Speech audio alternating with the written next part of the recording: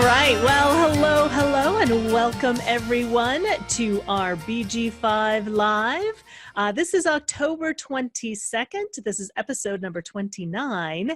And what we're going to be taking a look at today are our values. So we're going to be taking a look at trait 50, maintaining your principles and maintaining your values. So that's what we're going to be taking a look at today.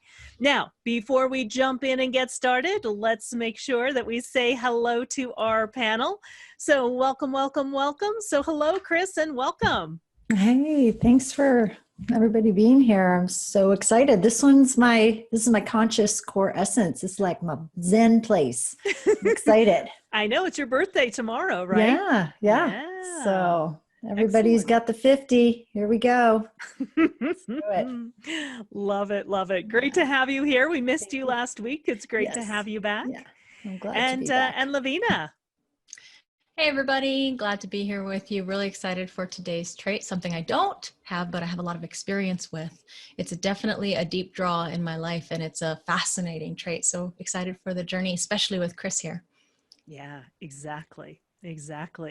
And Natalie may be jumping on board, so I'm not sure if Natalie will be here or not, but a welcome to Natalie if she jumps here on board.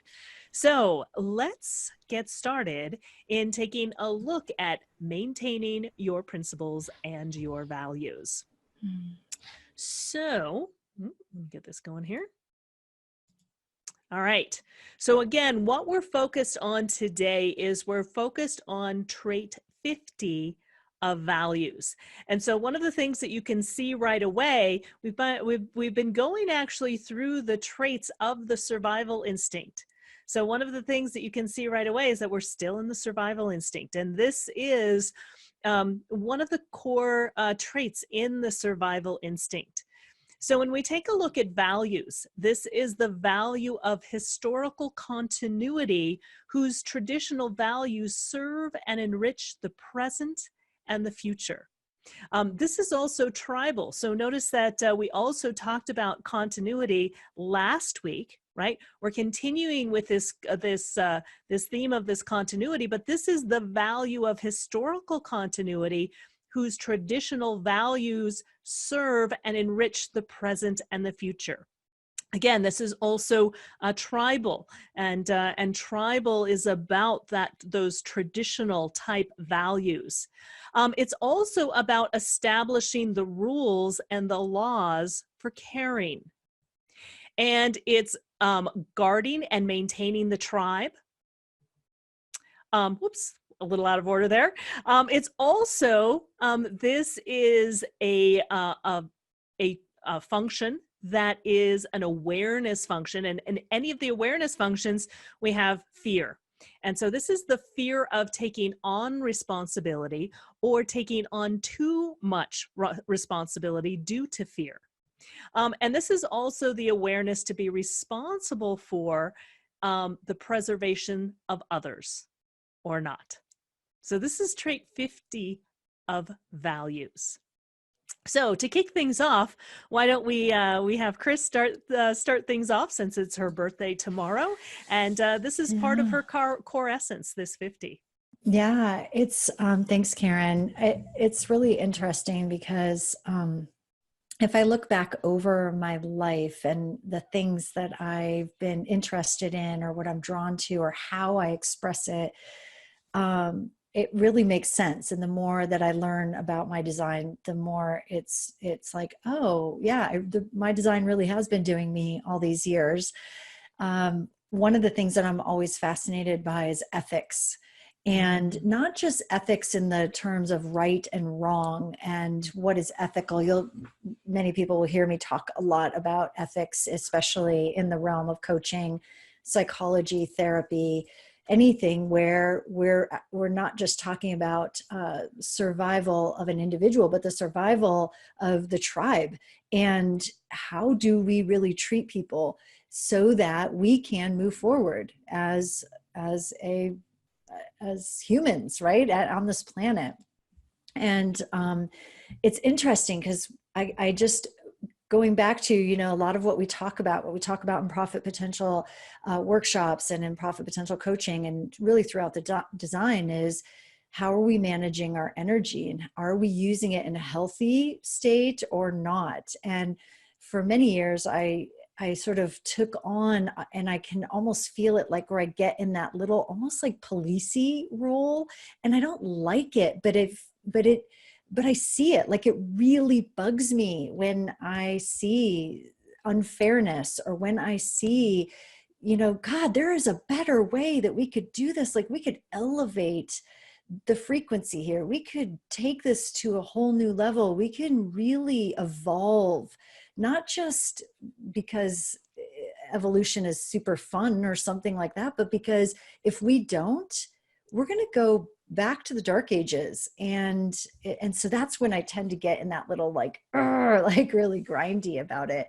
But then there's other times when just leaning into it and having it be okay, and responding from my, you know, my sacral versus, and my energy resource, versus coming from the mind and trying to judge what's right and wrong. So it's really a instinctual, because it is coming out of survival instinct. And so just watching the nuances of that has been really fascinating. Yeah, it's very, very interesting what you said about almost policing. Yeah. This is one of the traits that we, you know, powerful traits that we take a look at in OC16. It's part of an OC16 strength. When we talk about OC16, OC16 are larger organizations, or larger groups. That's what OC16 is. And in OC16, the 50 is the enforcer.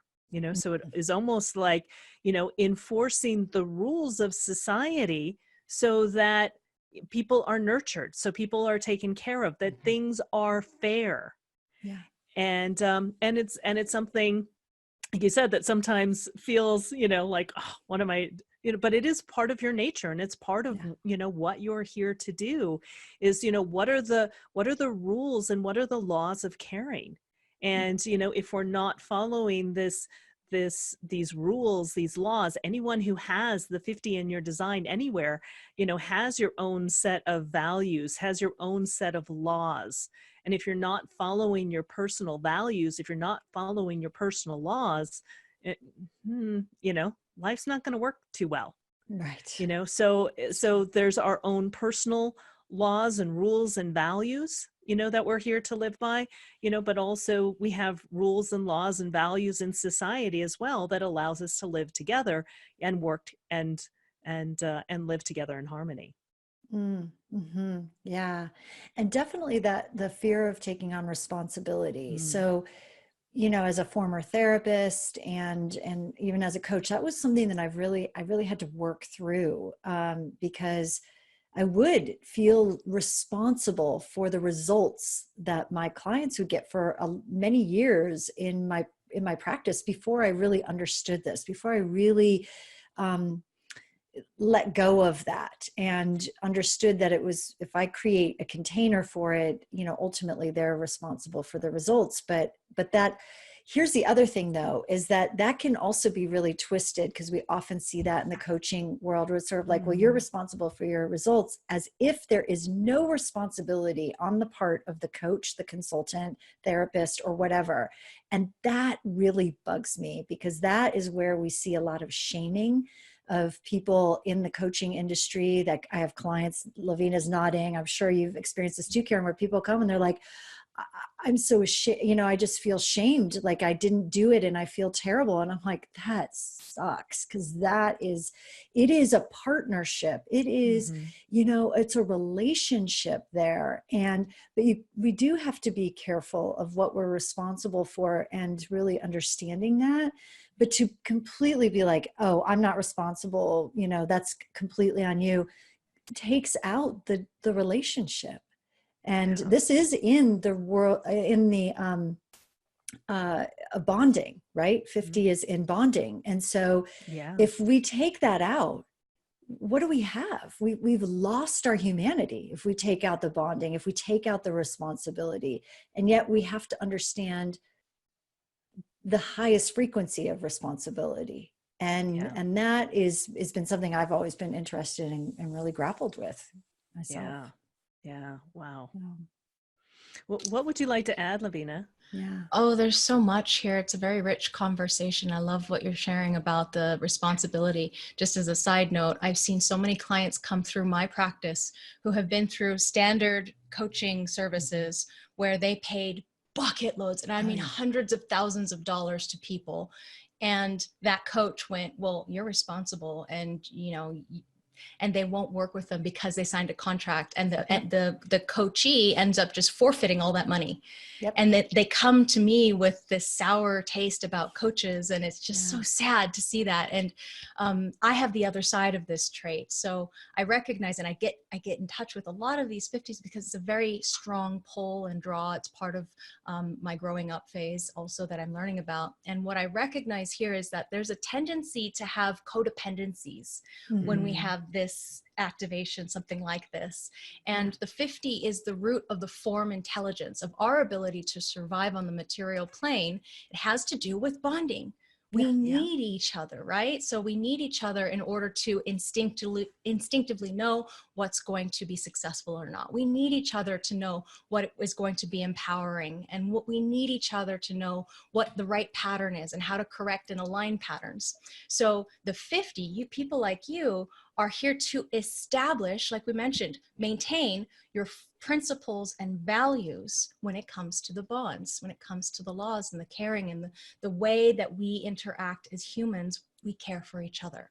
Yeah. But there's this balance that has to come through your decision-making strategy as far as who are you going to be responsible for? Who are you going to care for? Otherwise, it turns into codependency. So I'm wondering what you have to say about that term, codependency, Chris, since you have so much background. Yeah. So I say codependency is energy mismanagement, and it is basically managing other people's energy so we feel okay. There it is. And so it's really, I like that description because it takes it out of the sort of psychological, like, I have a lot of people that go, oh, that feels so much better. Like it really explains it. Let me manage you. Let me take care of you. Let me nurture you, right? The 27 on the opposite end. Let me do that so that I feel okay. And I've seen that in my own life. I've really watched that dynamic in certain situations with certain people and felt that obligation, but then also been like, hell no. Like, you take care of yourself. And so, and yet still feeling that pull and really watching the energy, but we can work with energy. That is, really when we start to go, oh, okay, what do I need to do to take care of myself so that I can empower the other person to take responsibility for themselves? How do I do that in a way that doesn't break the bond, but actually creates a stronger one, not at my expense or their expense? And that is it's a beautiful question in my mind and a beautiful practice. So yeah, I love that you brought that up, Lavina. Yeah, thank you. Absolutely. Yeah. And that fear of taking on responsibility, but also taking on too much responsibility due to fear. Yeah. Yes. Yeah. And what you brought up is that, it's really important that you take care of yourself, right? The entire strength here is custodianship, so it's making sure that people are taken care of, that people are nurtured, that, on the other side, the taking care of the when we take a look at the strength on the other side, taking care of, the sick or the young, this nurturing aspect that also has to be, there's a certain way that we do that. And in order for society to function, whether we like it or not, there are, laws and rules, that keep everything organized, especially the more people that we have. And so you find that some people take on, no responsibility and are afraid of responsibility. And then on the other side, you have people taking on too much responsibility. We joke with my sister. My sister has trait 50, and we call her the OSHA mom. She calls herself the OSHA mom.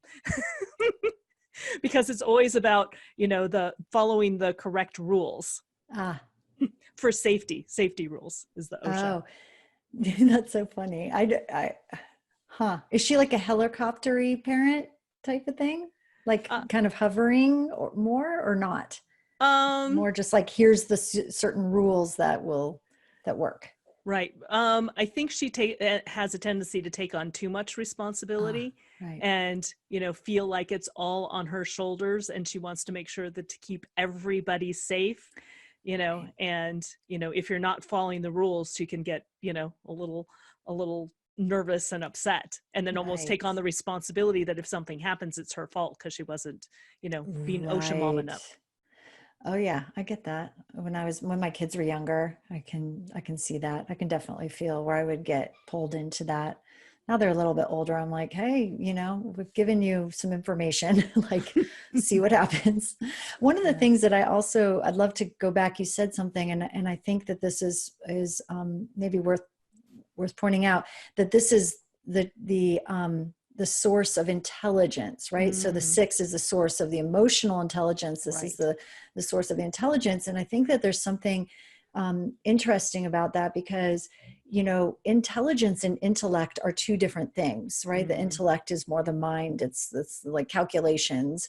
This is the intelligence of the body. This is the intelligence of the survival instinct. This is the intelligence of what holds it all together. This is tapping in intuitively to that matrix, that field that is, kind of knowing what's going on. And I just think I'd love to hear what either of you have to say about that in that Well, respect. there was one thing that I wanted to bring up with that in relationship to you and Karen saying about the enforcer, Yeah. is that we know that the survival intelligence has a knowing or an intuition about what's coming.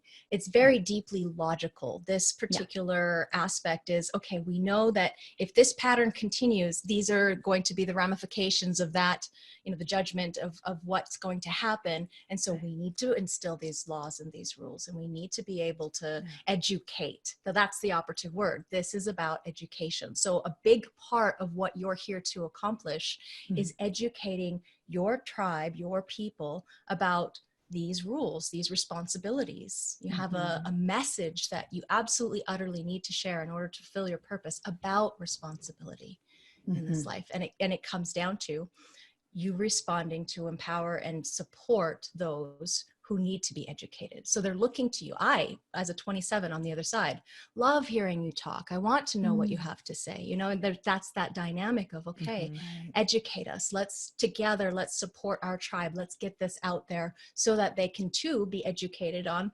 rules, laws, responsibilities, and so forth. Right. Yeah, Right. exactly. That Exactly. resonate with what you're here to do. Feel like Yeah, you have that totally. In fact, responsibility. Yeah. exactly. And in fact, it's interesting because um, I'm launching a program.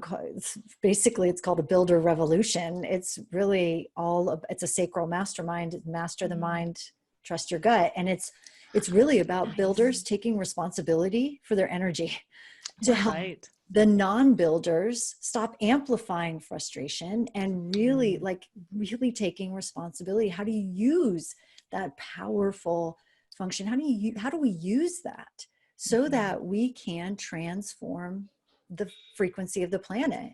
Right. And it's all about that. So I didn't even quite put it in that how the 50 fits with that until just now. That's kind of fascinating. That's very I love cool. that. Thank you. Yeah. Awesome. Glad to Yeah. hear it. Yeah. Yeah. Nice. It's very Yeah. nice. Yeah. Well, let's take a look at what specific trait we're looking at today.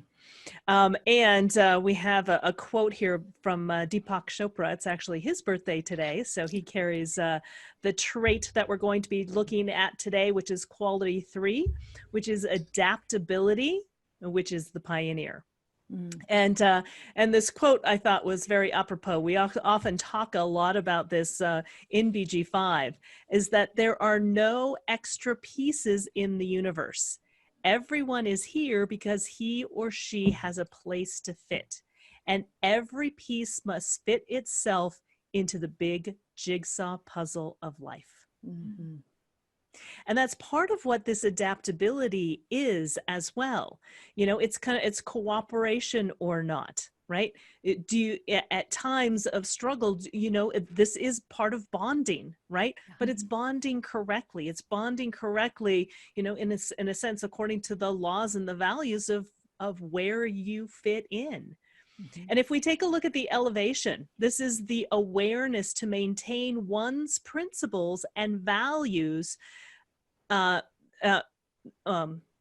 the awareness that to maintain one's principles and values, the support of others is necessary, right? So this is about bonding.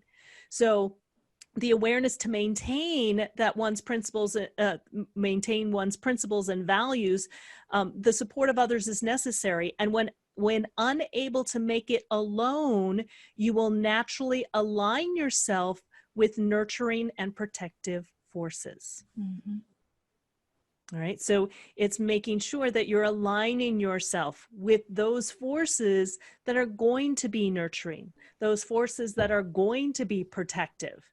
The challenge on the other side is the discomfort with the awareness that one cannot stand alone by one's principles. This can also be the resentment when its nature, when its natural material gifts are ignored and it's forced to curry favor in order to survive, right? So that can also happen too, where, you know, you can't maintain your values because everybody's values are someplace else. And so, you know, you're just kind of currying favor in order to survive and aligning with those that may not necessarily have the same values and the same principles that you do. But for that time, you need to align with them in order to survive. Yeah, interesting. Anything either of you would like to say to that, or that you see in that? I have all kinds of personal stories because quality 3 is my personality, core essence, grounding and balance, as far as the trait of the essence of quality 3. So anybody who has, as part of their life work, their public role, a 3, can identify with this need to adapt. Adaptability is a keynote of quality 3s. So being able to align yourself with nurturing and protective forces, hey, when the struggle, when it turns to, you know, some kind of, you need to be able to survive, there will be things that you perhaps give up. And this, maybe you can't hold up your own principles by yourself. You have to be able to move in cooperation with the other person, or maybe not. Maybe it's not right for you to give up those principles, but you'll feel discomforted that you can't stand alone by your own principles. And it's this world that we really need each other for the most part. There's a very small group of people on this planet who really are like, nope, couldn't give a living.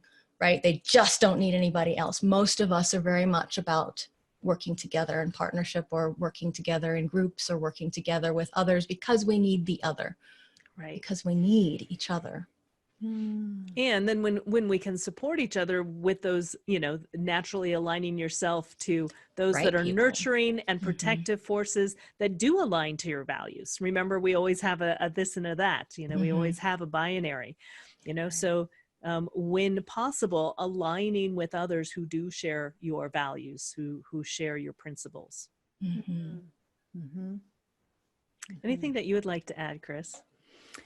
Well, I'm a 5th line. So for me, it's interesting because there is some of that adaptability. And again, we go back to the fact that this is in the quarter of bonding, duality and bonding. And so this really does have to do, like, that's where that, you know, like we have to have others.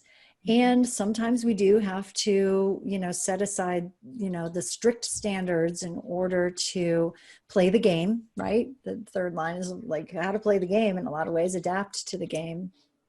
But it's interesting how also there can be that place of like, no, here's the line. I'm not going to do this. And standing in that place and being a stand for one's values.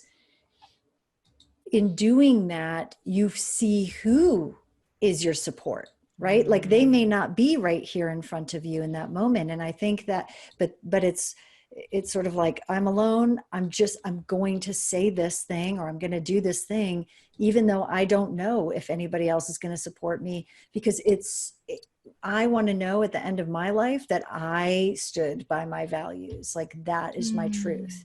And what happens is it becomes an invitation for those who resonate to that to then bond.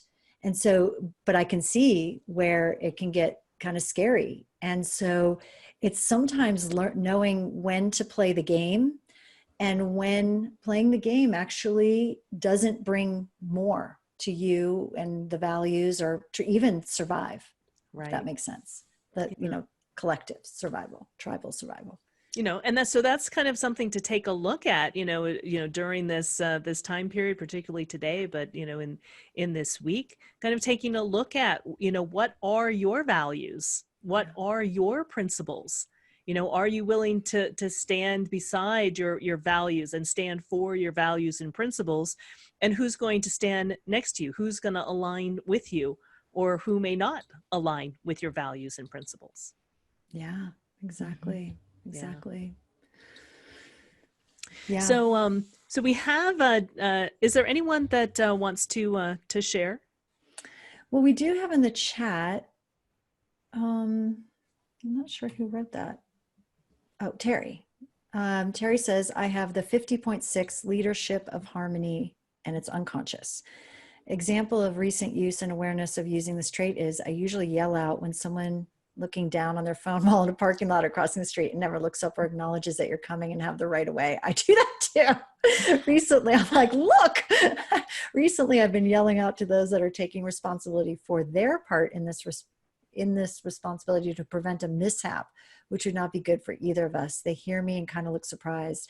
I'll keep doing this until it catches on.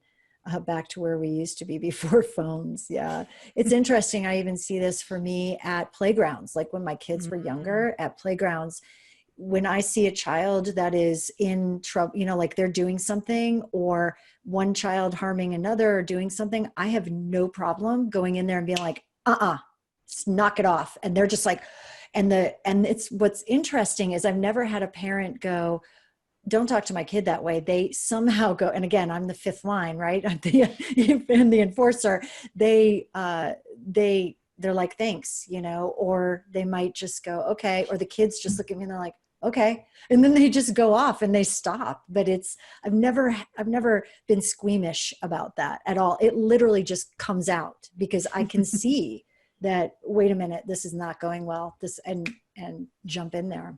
Yeah. And I think that's part of your role, especially in carrying that 50, in a sense, is being a bit of that enforcer. And I love what you said, Terry, that it's mutual responsibility. Exactly. Right? They're just as responsible as you are. If there was a mishap, the responsibility's on both ends.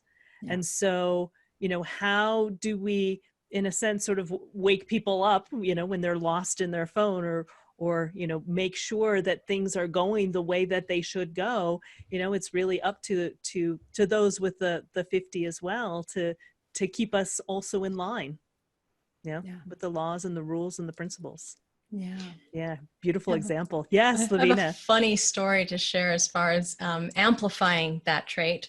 So in Mount Shasta, where I lived, there was this snow hill. So in the wintertime, you'd have a ton of people going up there and walking up with all their little sleds.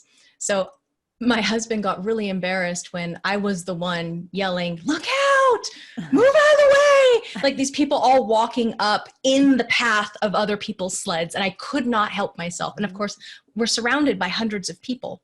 And here comes me with the 1-8, and this voice of like, oh, get out of the way, make sure you're, yeah. And that's not necessarily, nobody asked me to be the enforcer. So he's getting all embarrassed and like, shh.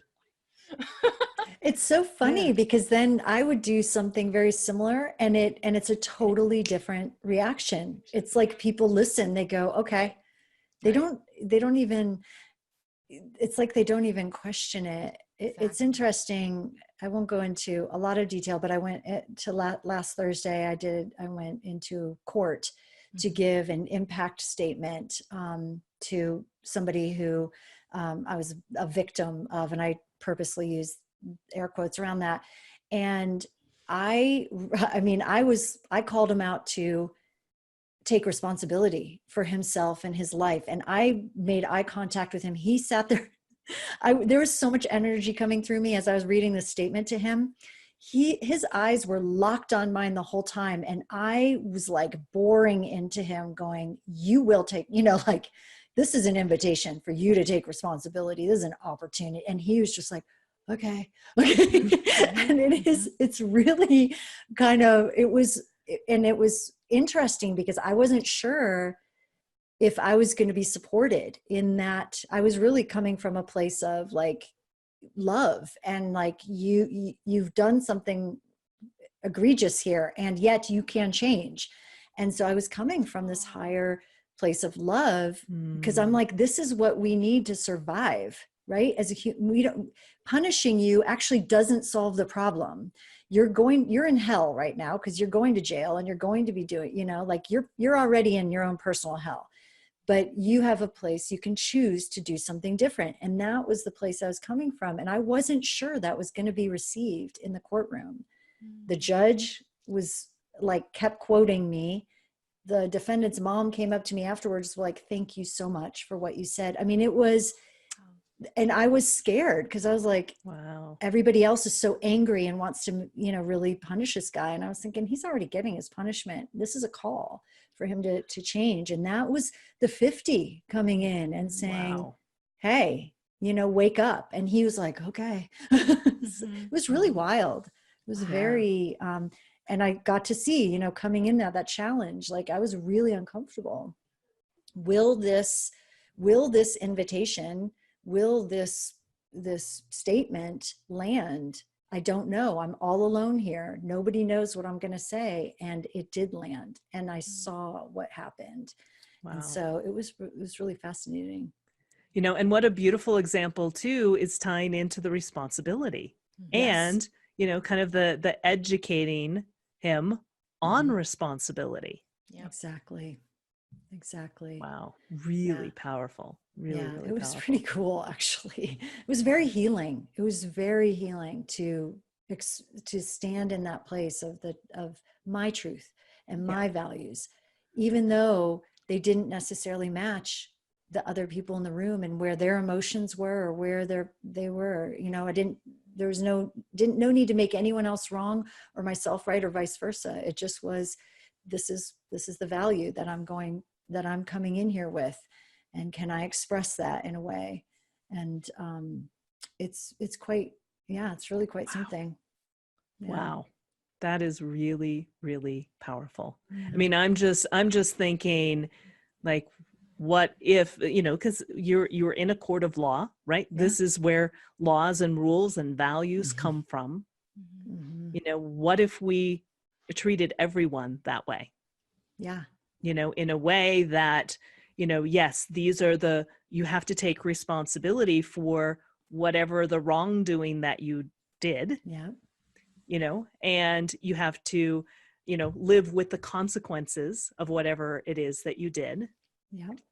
But, but in a way that they can get that responsibility versus, the blame and shame and the put down. There's I don't know, just what you said, there's just a whole different approach to that feels and sounds just, very, very healthy. And, and supportive. Yeah. Cause there's that whole, like, well, you should be ashamed. And I just said, if you feel guilt and shame, celebrate. That means you're still human. Yeah. That's a good thing. And this isn't it's not about punishing yourself with those things. It's about letting blame and letting guilt and shame light your path to healing, not like you should sit there and stew and then go deeper into your crap. Like that's not, that actually doesn't bring more to us. And that's typically what happens. Right. Yeah. Exactly. And with good, I mean, and it's understandable, right? Like it's, of course we're upset. We want, we want justice, but like, what if justice is not ours to, it's not our place. It's us standing in a place of like, what is real justice? And how do we template that for other people? How do we really be that? Wow. When everybody else wants to do the status quo? And also the status quo is okay. Like, I don't want to make that wrong, right? I mean, everybody's in their place of healing. And so, it's not about saying you got to get over it. That's not at all what I'm talking about. Yeah. I'm thinking about the other person who made a statement, who was very clearly traumatized by the experience and still in it. And so her expression was beautiful and valid also, so anyway. Yeah. Wow. Very, very, very powerful. Yeah. Thank you for sharing that, Chris. Yeah. Thank you for letting me share that. Yeah. Yeah. Well, talking about healing, the one of the things that you were talking about is healing. And like I said, it's Deepak Chopra's birthday. He's an author, a new age figure. He talks about alternative medicine. And so if we take a look at what trait 50, quality 3, we take a look at what his core essence is, what his life work is. His life work theme is about laws, right? And, it's kind of interesting in taking a look at the books that he wrote too, how it really kind of fits into what his life work is. So the life work theme of laws is you create, adapt, or evaluate laws and the values to accommodate our species evolution. You talked a lot about this as well, Chris, as well. And if we meta human, healing self, you are the universe, right? Taking a look at and evaluating the laws and values to accommodate our species evolution.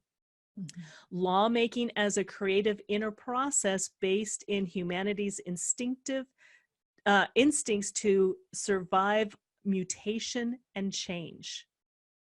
Right. And so this is, a lot of what he writes about, is healing. And so he coined the term quantum healing to invoke the idea of a process whereby a person's health imbalance is corrected by quantum mechanical means.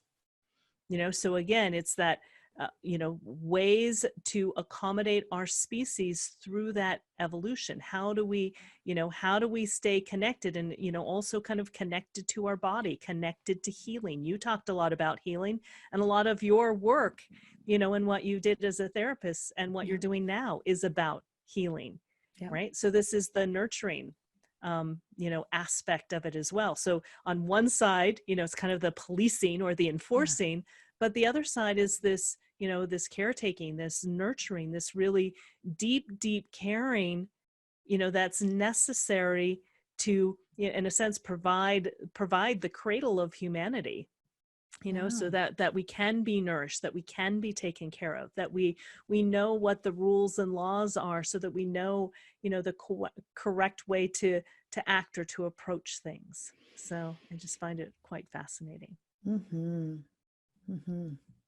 Anything that either of you would like to add, either taking a look at Deepak Chopra's design, or anything about his life work theme, or anything that you see there? Anything you see there, Lavina?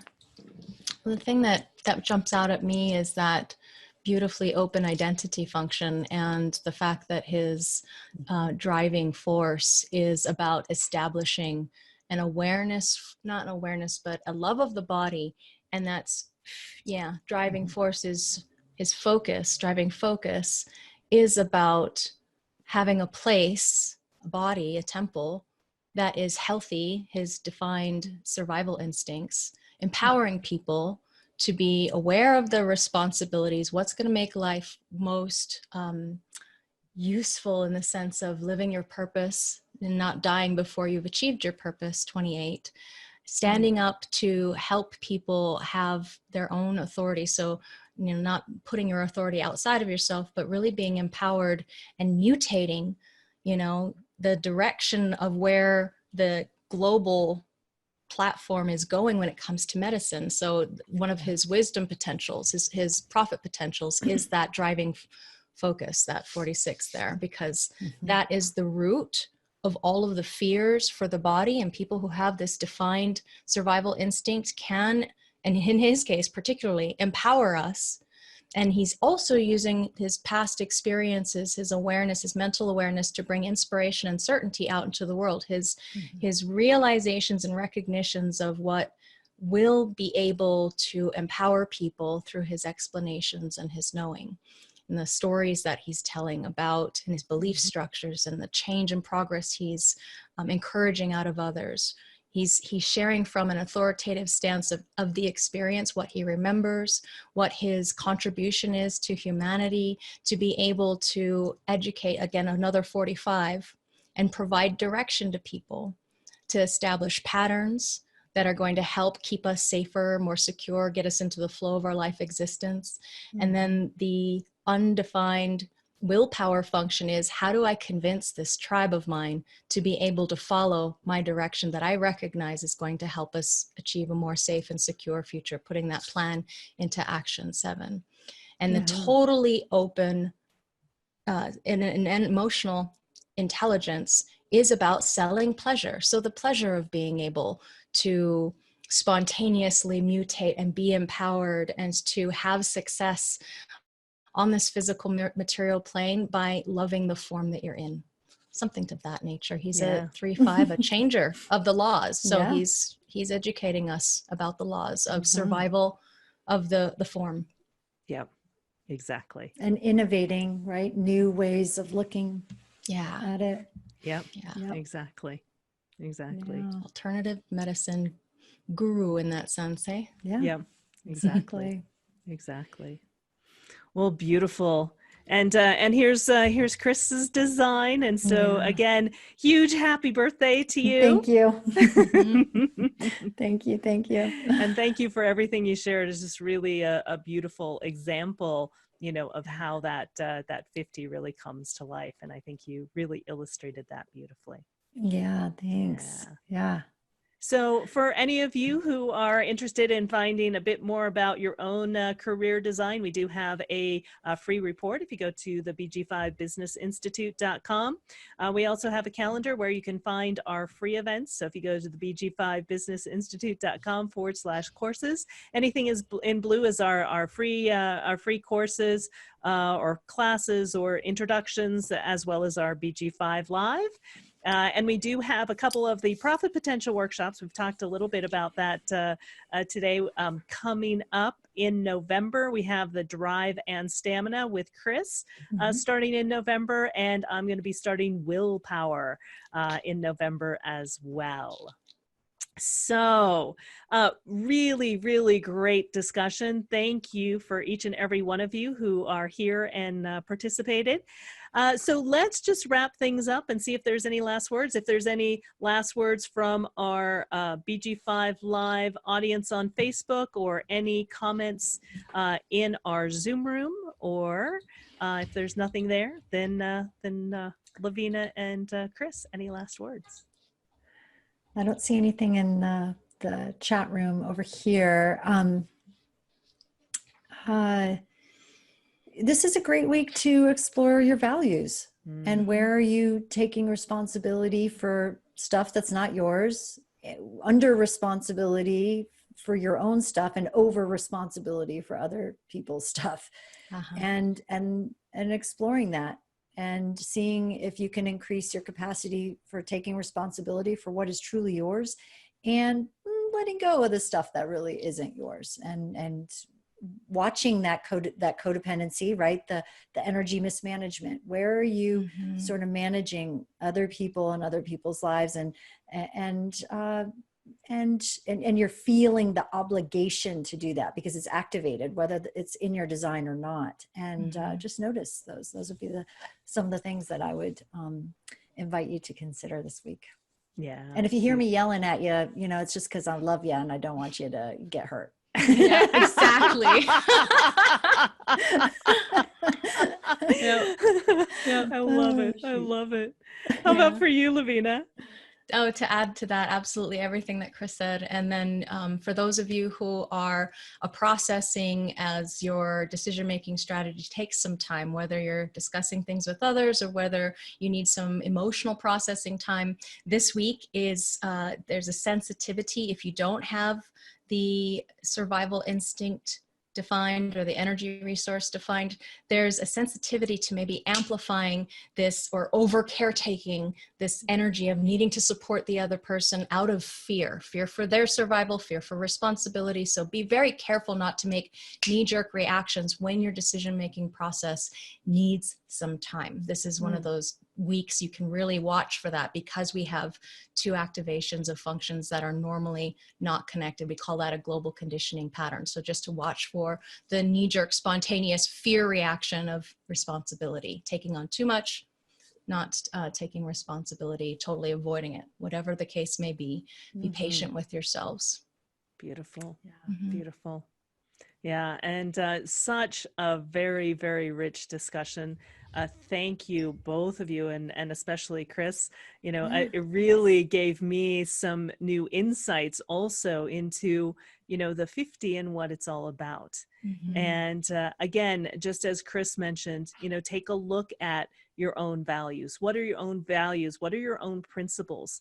And what are the values and principles of your family or your community or your country, or, you know, where, you know, taking a look at those values at a broader sense and what's really important to you, you know, and what's worth standing up for, you know, and what's worth, you know, taking a look for those who really you can bond with and align with, you know, and support you, you know, in those times where, you know, there might be a bit of struggle. So really awesome discussion. Thank you, each and every one of you who is attending via Facebook Live, in our Zoom room, or watching via the recording. It's been great having you here, and we look forward to seeing you next week. So thanks again, everyone. Bye-bye.